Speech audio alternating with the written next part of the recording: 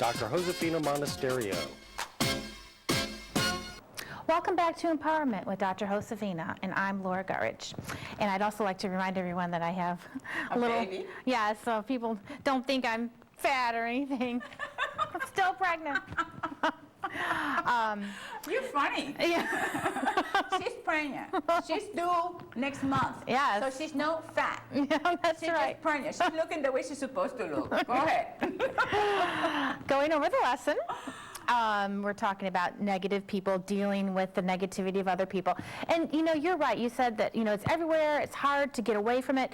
And it's true. And I thought about it last night. And I think one of the reasons we have all these negative people around us and talking negative is because there's nothing else to talk about. And it's just an easy thing, to start complaining around the water cooler at work or wherever they do it. It's just, they want to talk, and they really can't think of things to talk about, so they start talking about negative things, and then it just kind of feeds off of, everyone starts talking negative and being negative, and it can be overwhelming, and we do need to get away from it. Absolutely, especially based on, what was the last lesson? The last lesson we talked about detoxing your brain. Here you are detoxing your brain, and then you are around with these people who are, like you saying, gossiping and focusing on what is wrong in their lives or around them. So, right. Go ahead. Well, the gossiping too, and for some reason people, they feel good about gossiping about other people. Why? Why? Because they rather use that as a distraction to fix instead of fixing what's wrong with them. Oh, they're trying to distract from their own issues. For their own issues. Because if I focus my attention on you, what's wrong with you, basically what I'm doing is using that as an illusion, as a distraction, so I don't work on me. Oh. So that's easy. It's easy to criticize you. But what about me? What do I have to improve on myself? How do I have to get better? And what happens sometimes, Laura, is that what I find wrong with you is exactly what I need to fix about me.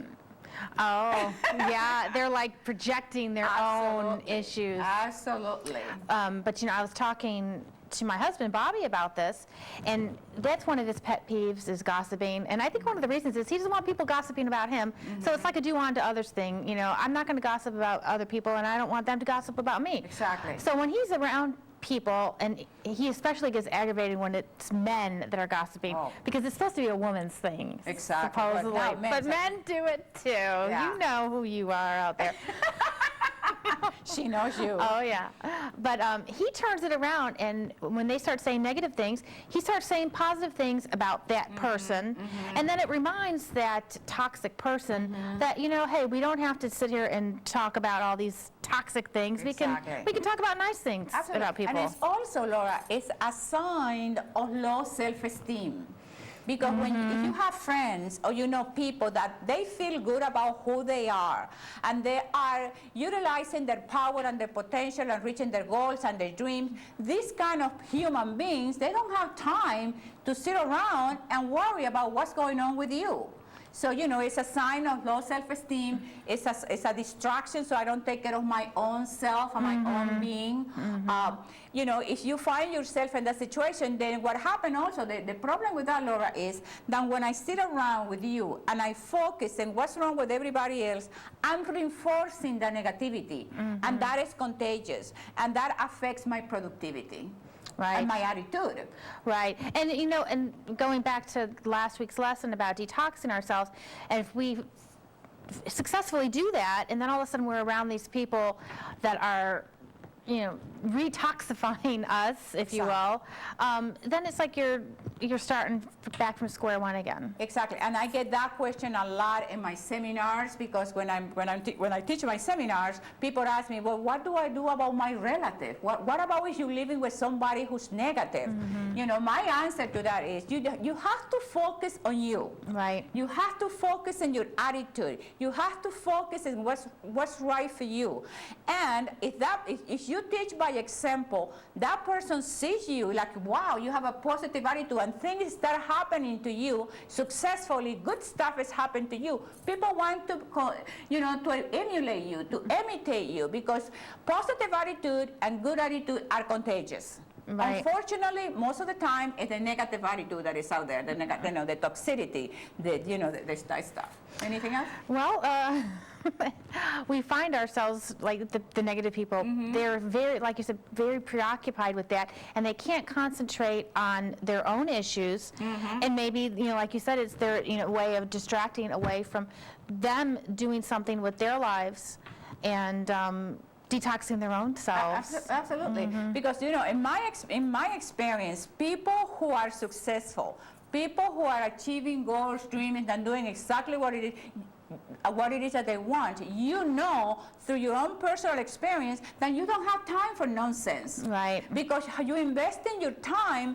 in something that is not going to take you in the direction that you want to go. Yeah, what's the point of it all? It is. It's a waste of time. Yeah. It's a waste of time. It's a waste of energy. It's focusing and concentrating with the negative, promoting and reinforcing what you don't want in life. And what happened is, the more I focus in the negativity, there is a frequency in the universe that it will join with that negativity, and it gets bigger and bigger and bigger and bigger. And the same thing happens with the positive.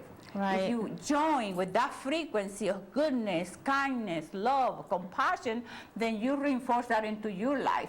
And that's what I call, you create your own reality.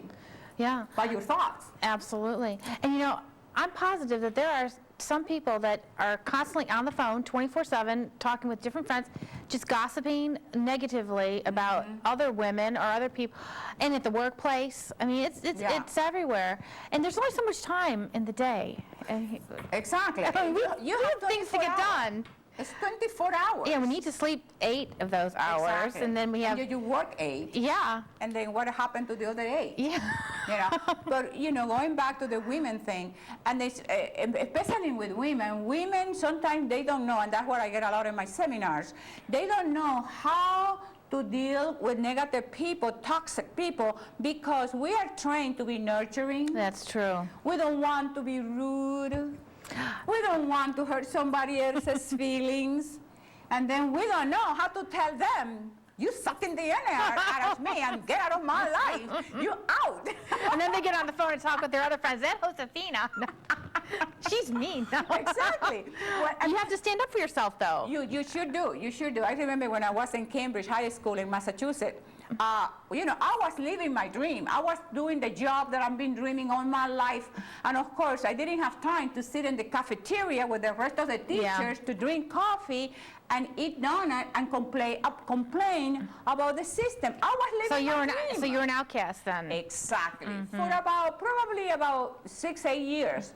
They looked at me like I had 2 heads because I didn't have anything to complain, but I was living my dream. Right. I didn't have anything. That was my dream, to be there. Well, like we said earlier, the best revenge is success. Absolutely, But when you tell them how you feel and really demonstrate your being superior, it makes them not like you. And Exactly. it is true. So you have to be prepared to deal with that. But it's the right way. Well, it's very lonely at the top. You know that. Because, But it's better than being at the bottom. Good for you. Give me 5. We like to be at the top. Yes. Always. Absolutely. But yeah, you just have to. It's a balancing act to deal with people because there's so many different personalities out there, and everyone takes it differently. Some people will respond positively, but for the most part, people they want to associate with other people who want to have that toxic kind of feed off one another with their toxic fumes. Yes. What is that? Feathers and birds of the same. Birds of a feather flock together. That's exactly right.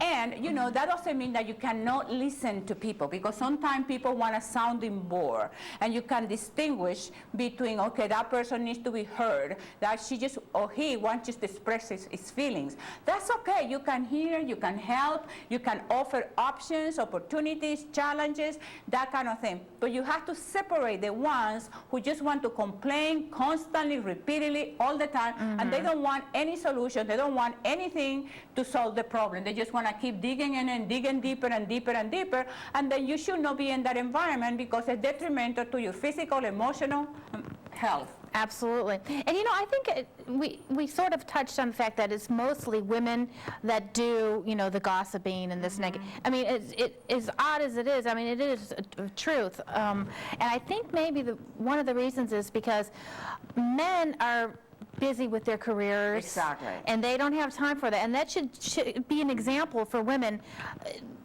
that, you know, they should, if they want to be successful in their careers and live in a man's world, because it is a man's world. Exactly. We have to accept that. Exactly. I mean, and so women, if they want to really participate in a man's world, having a career and being successful, well, they need to Take care of themselves. exactly and stop gossiping. Exactly. Don't worry about somebody else. You have enough work. I know I have enough work to do on myself to be worrying about somebody else. Absolutely. You know? So when you focus on what you really want about your life and detoxing your brain and detoxing from negative people, remember, you stay away from these people. You can listen for a while, and if they don't want to help, you say, okay, au revoir, tata, sayonara, Laura Guttridge. Thank you very much. Thank you, sweetie. We're going to take a break. Dr.